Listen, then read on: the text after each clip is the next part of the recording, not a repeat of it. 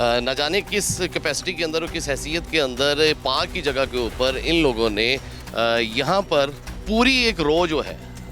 यहाँ पर जितने भी प्लॉट्स हैं उसके अंदर सिर्फ ये 2 से 3 बिल्डिंग्स आपको नज़र आएंगी जो सीमेंटेड हैं और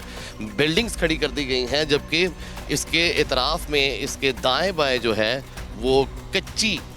तामीरात हैं या फिर तंबू और बम्बू हैं जिनको कभी भी उखाड़ा जा सकता है। लेकिन अब जानना ये है रियासती अदारों से, खुसूसन LDA से और उनके जो मखसूस विंग्स हैं टाउन प्लानिंग का और CMP जो है चीफ मेट्रोपॉलिटन जो उनके